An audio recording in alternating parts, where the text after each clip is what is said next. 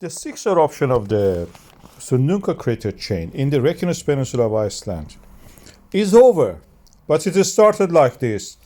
To the north of the Stora Skogfell area, which was not erupting in the recent times, in the recent months, I should say, and it spread toward that direction. What it was before, you can see Vegardesfjall and Sundunga, before the sixth eruption, looked like this. And when the sixth eruption happened, it vastly extended that toward the north. This is the latest satellite images, Sentinel Copernicus. As you can see here, it extended it toward the north. And we have now lava fill from the Grindavik to Stora Skogfell and beyond.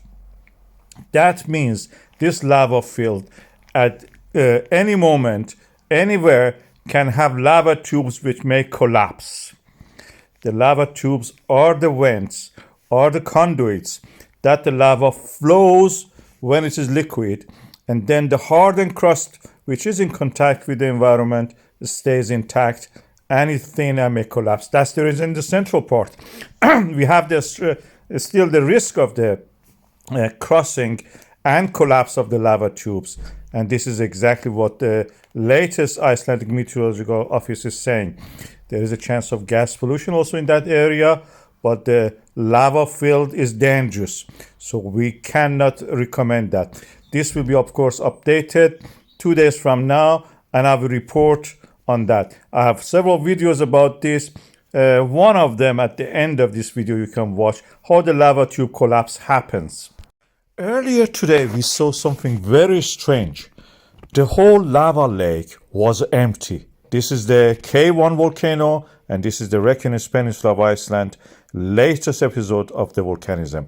As you can see here, we have just the glow reflected from the walls of this emptied lava lake. It is just a chasm at the moment. And later today, again, we had something dramatic happening, a collapse. This was huge. And the location of it was interesting. It was not the wall just. It was something extending toward the view, toward the viewer, as you can see here. It is a lava tube collapsing. And I will play it again for you. This is 2 times, of course. I will play it in real time so you can see actually how it collapses. This is the real time, and you can see first part collapsing is closer to us actually.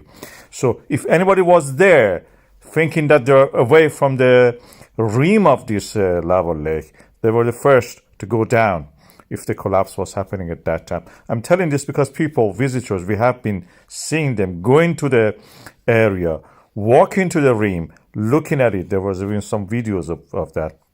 And this is dangerous. I've reversed it again. You can see that.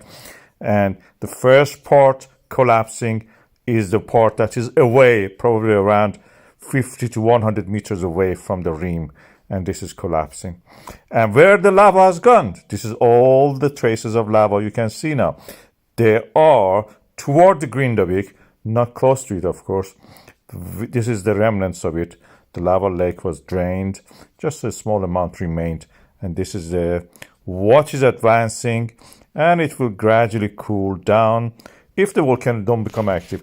I have that video which showed that what happened when the people were close to that rim. This is similar to the lava tubes that we see in the Hawaii volcanoes, and as you can see here, it's just a crust holding the weight of the people and anything else that on top of it. There is a video which shows a few tourists, a couple and a kid, it appears, approaching the K1 crater volcano.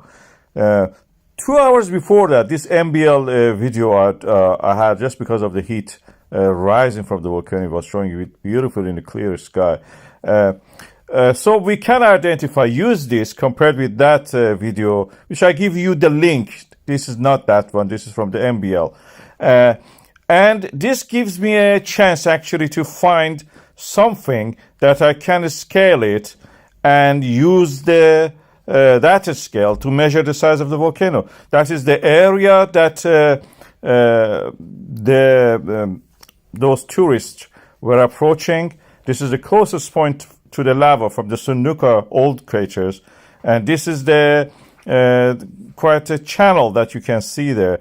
From the edge of the channel where those guys stood, the distance to the volcano itself, based on the scale given on the map by the Iceland Meteorological Office, is 300 meters.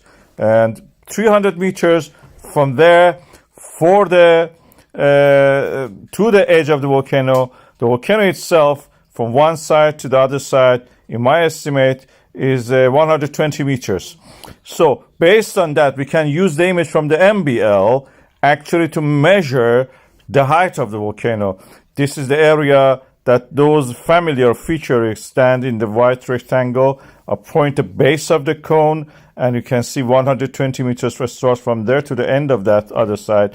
The height of the volcano, which is, you can see here, the highest point of it, in my estimate, is around 40 meters. So this is the closest we can get to estimating the size of this. And 40 meter looks realistic, and this is the height of that. I'll give you the link to that original video that I was talking about, and you can watch that also. I recommend you watch it and enjoy the view anyway.